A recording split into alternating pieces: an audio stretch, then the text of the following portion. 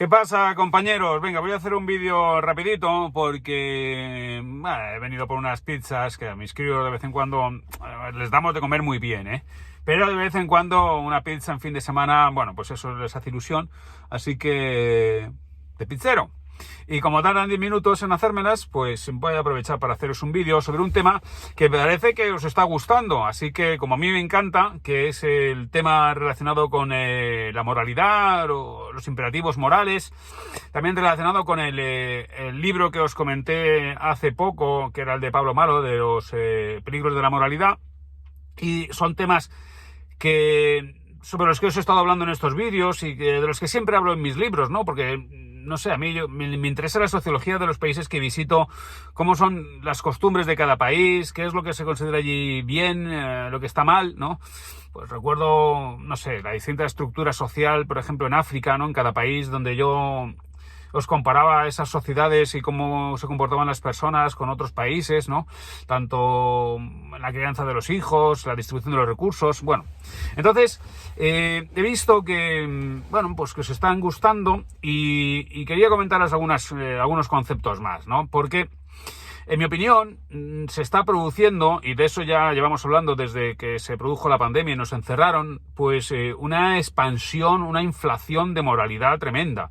O sea, cada vez vivimos en una sociedad que se convierte en más asfixiante, porque cada vez más comportamientos que antes eran moralmente neutros están ahora incluidos dentro del ámbito de la moralidad, y eso es sumamente perjudicial, porque la moralidad está bien, hay que distinguir lo que está bien y lo que está mal, pero hay que dejar enorme margen de actuación a tu autonomía personal, y la moralidad choca claramente con la autonomía personal. Cuanto más comportamientos o más actuaciones humanas estén incluidas dentro del ámbito de lo moral, menos libertad tenemos, ¿no? Entonces, esto es muy fácil de entender si lo ponemos en relación, por ejemplo, con la comida, ¿no? O sea, tradicionalmente los comportamientos humanos se pueden distinguir entre lo que son las preferencias personales, las convenciones sociales y los imperativos morales, ¿no? Entonces, un imperativo moral es aquello que tienes que cumplir sí o sí, porque si no está mal. Es decir, un imperativo moral ordena comportarse de una determinada manera, y si te comportas de forma contraria a ese imperativo moral, estás actuando mal. Y esto tiene unas características. Primero, es absoluto, no hay discusión posible, no hay término medio, no está bien o está mal, ¿no? En segundo lugar, es algo que los que tienen ese sentimiento moral lo ven como objetivo, no tienen que discutirlo, ¿no? Esto es así, está mal o está bien y punto, no hay que discutirlo más. No se admite la transacción, el acuerdo, porque sobre la moralidad no se puede transigir, ¿no? Lo que está bien y lo que está mal, y además está mal para todos, ¿no? O sea, a pesar de que sepamos que existen normas morales en distintas culturas, nuestra norma moral es la que tendría que aplicarse universalmente. Y eso también lo veo muchas veces cuando viajo a otros países, como tenemos esa tendencia a considerar que nuestra forma de comportarnos, nuestra norma moral, tendría que ser la regla general para todo el mundo, y cuando vamos a sitios donde no se comportan así, pues a veces los censuramos, incluso en público, ¿no? Y eso es algo que yo procuro no hacer, ni siquiera ni en mis libros, ni en los vídeos, ¿no? O sea, yo te enseño cómo es así, te dejo que tú detectes ese conflicto moral, pero no se me ocurre decirles a ellos que se están comportando de forma mal, porque soy un invitado, ¿no? Pero bueno, esto es mi comportamiento personal. Pero, en todo caso, la moralidad es absoluta y es universal. Nuestras normas morales tendrían que aplicarse a todo el mundo. Sin embargo, existen otras actuaciones humanas que deberían ser o que son moralmente neutras. Por ejemplo, las preferencias personales. Es decir, yo puedo elegir comer carne o ser vegetariano. Puedo elegir tomar la leche desnatada, entera, semidesnatada, o no tomar leche. Es una preferencia personal, no tendría por qué meterse nada en ella, ¿no? Y después están las convenciones sociales, es decir, aquellas costumbres, aquellos modos de actuar que se utilizan en determinados países, ¿no? Y que además normalmente viene determinada la cultura por una determinada ubicación geoestratégica climática, ¿no? Por ejemplo, en Asia, en el sudeste asiático, se come más arroz que carne. ¿Por qué? Porque hay más arroz que vacas, ¿no? Entonces, la carne es un alimento que toman menos que un cereal que se produce en los campos de arroz, que están siempre mojados por los monzones, que son el arroz, ¿no? Pues bueno, pues entonces allí no es que sea moralmente malo comer carne o moralmente bueno comer arroz, sino que la cultura de allí da comer más arroz que carne. Y aquí cocinamos con aceite de oliva en lugar de con mantequilla o con aceite de girasol. No está ni bien ni mal moralmente.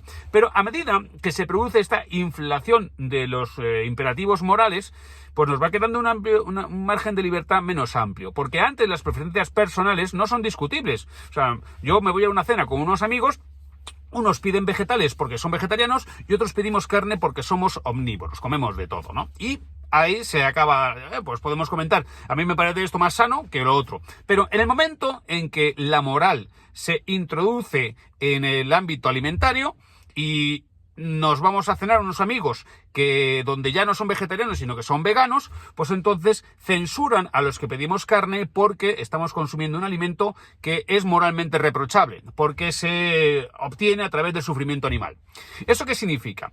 Que en nuestro grupo de amigos se empieza a producir una división, porque ya no nos ponemos de acuerdo, ya no podemos coincidir, ya no podemos estar, digamos, sentados en la misma mesa con personas que cometen actos inmorales. Entonces intentamos censurarles y como no hacemos caso, pues entonces ya nos parecen malos y nos vamos separando. Y entonces así aumenta la polarización de la sociedad, que eso es lo que se produce como consecuencia de la inflación moral.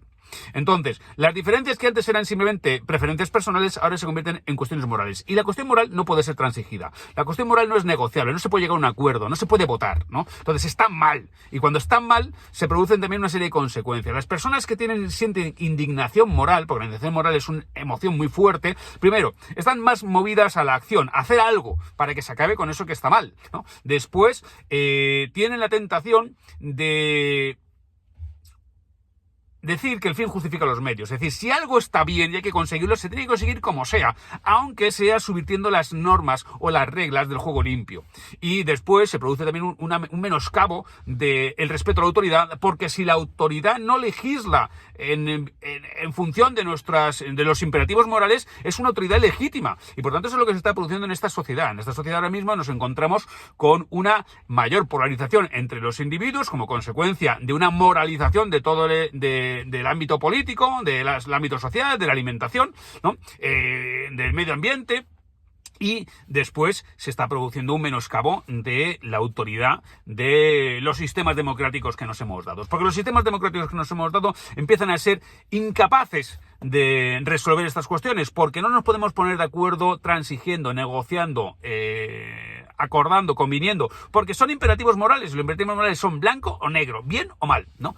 Y después otro elemento del cual me gustaría hablar antes de que se hagan mis pizzas es algo que he sacado del libro de Pablo Malo, que me parece sumamente interesante, que es la reciprocidad indirecta, ¿no? El otro día os comenté cómo una de las normas, uno de las justificaciones o de la moral, ¿no? Como una de las funciones básicas es regular la reciprocidad. Es decir, yo te ayudo a ti porque yo sé que mañana me vas a ayudar tú a mí y así los dos sobreviviremos. Pero ocurre que a veces la reciprocidad no es inmediata, no es bidireccional, no es yo te ayudo a ti, tú me ayudarás a mí, sino que yo te ayudo a ti y un tercero me va a ayudar a mí porque me ha visto ayudarte a ti. Entonces piensa que soy digno de confianza, que soy buena persona y que por tanto merezco ayuda. Pero no solamente la reciprocidad indirecta juega en el ámbito de la recompensa, juega también en el ámbito del castigo. Si un tercero me ha visto a mí portarme mal contigo, lo que va a tener es ganas de castigarme. Y las ganas de castigar son tan fuertes como pueden ser las ganas de premiar. Yo creo que a veces incluso más, en función de las culturas, hay que pensar, por ejemplo, en nuestro país, como muchas veces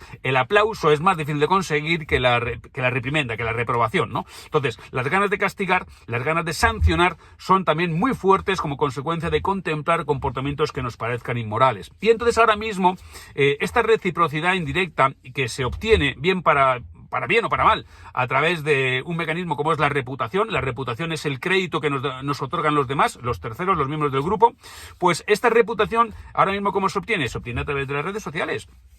Y pues eso es lo que está sucediendo, que es más fácil obtener reputación en las redes sociales como virtuosos simplemente señalando la maldad del otro que siendo virtuosos en realidad. Es lo que es el postureo moral que tantas veces yo reprocho aquí, porque me parece uno de los mecanismos de de ponerse buenas medallas sin merecerlas, ¿no? Y bueno, tradicionalmente se ha considerado que la reputación en los grupos se conseguía a través de dos instrumentos, como es la posición jerárquica a través de la dominación, es decir, el gorila consigue su reputación machacando a sus rivales, y entonces es necesario establecer una serie de jerarquías. La jerarquía tiene una función básica, que es evitar las peleas, las luchas intestinas, porque si yo ya sé que tú me vas a derrotar, evito una pelea, ¿no? Entonces la jerarquía es importante, porque saber quién manda es importante para evitar las luchas sangrientas que debiliten al grupo.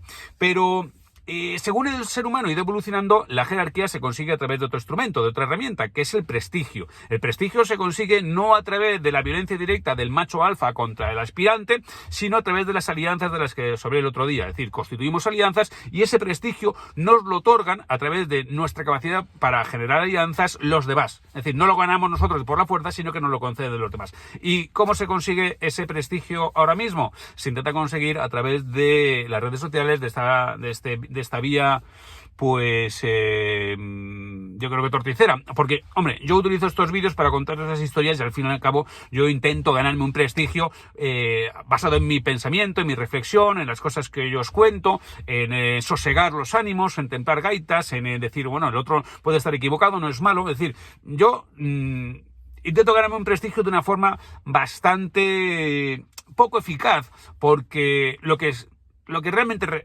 funciona en redes sociales y en este mundo en el que estamos ahora es alentar los bajos instintos. O sea, mover vuestra ira, mover vuestra cólera, mover vuestra indignación. Si yo consiguiera mover vuestra indignación contra alguien, un malo, pues entonces sería mucho más popular de lo que soy. Pero bueno, yo creo que